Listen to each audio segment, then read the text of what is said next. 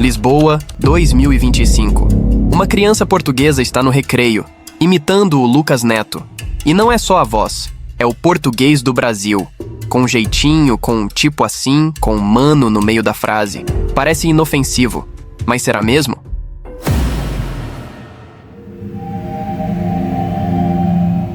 Nos últimos anos, Portugal viu algo curioso acontecer.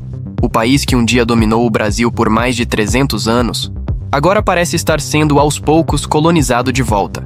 Mas não por tanques, nem por bandeiras, e sim por vídeos infantis, influenciadores, nômades digitais e centenas de milhares de brasileiros, que chegaram para ficar. Hoje tem tanto brasileiro em Lisboa que em certas ruas é mais fácil ouvir um "beleza, irmão" do que um "obrigado, pá". Parece piada. Portugal passou de 1.500.000 estrangeiros vivendo no país, com cerca de 500.000 brasileiros registrados legalmente. O que está por trás desse movimento silencioso? Será que Portugal virou a nova Guiana brasileira? A internet já respondeu com humor. Surgiram memes com Portugal como o 27º estado do Brasil, piadas com Pernambuco em pé, tomando Lisboa, mas enquanto uns dão risada, outros não acham graça. Tem muito português indignado.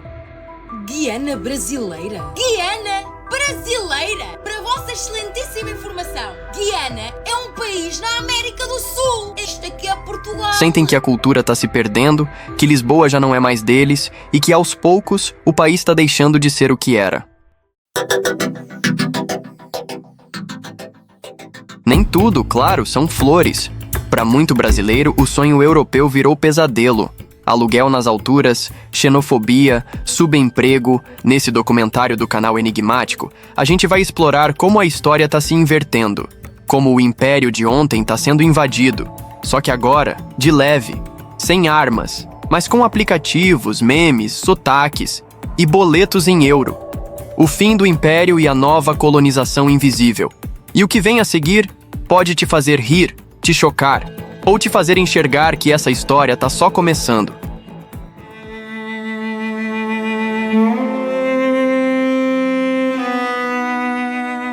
Antes de entender o presente, a gente precisa voltar no tempo. Em 1500, quando as caravelas portuguesas chegaram às praias do que hoje é o Brasil, começou uma relação que, pasme, nunca foi completamente desfeita. Foram 322 anos de colonização, uma dominação que moldou o idioma, religião, arquitetura, leis e principalmente o nosso modo de pensar. Durante séculos, Portugal nos controlou de longe, explorando o pau-brasil, ouro, açúcar, café e até gente. E mesmo quando o Brasil declarou independência em 1822, os laços não se romperam. A independência foi, na prática, uma transição administrativa entre famílias reais, uma espécie de divórcio sem briga. Depois disso, os dois países seguiram conectados, pelo idioma, pela fé, pela memória afetiva e por uma espécie de nostalgia imperial mal resolvida. Para o Brasil, Portugal sempre teve um quê de mãe velha. Em 1808, por exemplo, a corte portuguesa literalmente fugiu para o Brasil. Por medo das tropas de Napoleão, a realeza inteira embarcou para o Rio de Janeiro, que por 13 anos se tornou a capital oficial do Império Português. Sim, o Brasil já foi o centro do Império.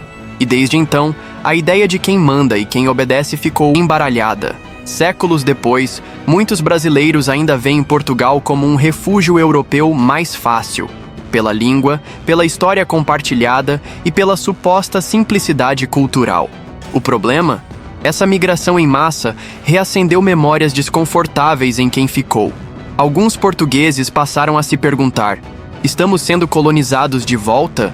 E é aí que o caldo começa a entornar. Memes surgiram, é verdade, mas também surgiram reações amargas.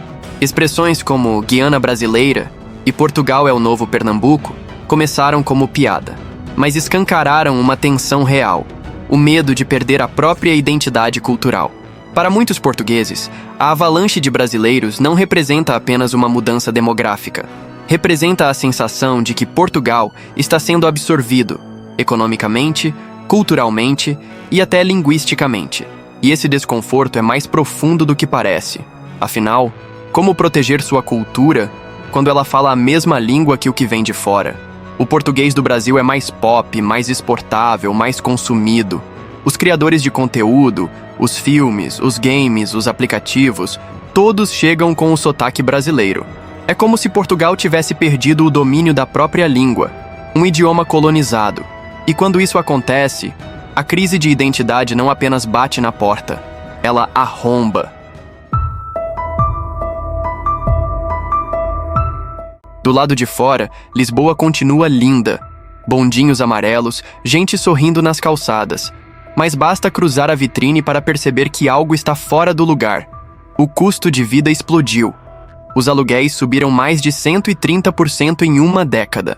Um apartamento simples de um quarto no centro de Lisboa custa, em média, entre 900 e 1.200 euros. Valor superior ao salário mínimo do país, que gira em torno de 820 euros. O resultado?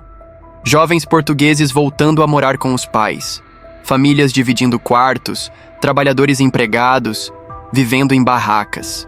E o mais contraditório, isso não começou com os brasileiros. Começou com o programa de isenção fiscal para estrangeiros, implementado após a crise de 2008. O chamado Golden Visa atraiu investidores do mundo todo, primeiro da França, Alemanha, Estados Unidos e depois do Brasil. A promessa era reaquecer a economia. Mas na prática, o que se viu foi um boom de especulação. Apartamentos viraram Airbnbs, moradores foram despejados, e o país passou a parecer um produto à venda, para quem pagasse em moeda forte. Os brasileiros chegaram nessa leva, em busca de segurança, cidadania, estudo, estabilidade, e encontraram uma realidade que ninguém mostra no Instagram. Milhares trabalham em subempregos, garçons, atendentes, faxineiros, com salários baixos e jornadas longas. Profissionais qualificados têm diplomas rejeitados, viram motoristas de aplicativo ou largam tudo para recomeçar. Isso quando conseguem trabalho. Porque mesmo com diploma em mãos, a burocracia é cruel e o preconceito real. Só em 2020, mais de 97% dos pedidos ao programa de retorno voluntário foram feitos por brasileiros. Gente que não aguentou e decidiu voltar para casa. Do outro lado, os portugueses também se sentem cercados. Lisboa não é mais nossa, dizem em reportagens e desabafos online. Não é só o preço dos imóveis, é a sensação de perder o território, a cultura, o sotaque, o ritmo da cidade. E talvez seja isso que esteja em jogo. Porque no fim, a grande crise aqui não é só econômica, é uma crise de pertencimento. Quem tem o direito de viver em Lisboa? O brasileiro que paga em euro? O português que nasceu aqui, mas não consegue mais pagar aluguel? O estudante que divide quarto com 3 desconhecidos, enquanto vê influencers no Instagram vivendo o sonho europeu? E a pergunta que ronda os bairros históricos, as repúblicas estudantis e as filas de imigração é cada vez mais incômoda. Portugal virou o sonho de quem?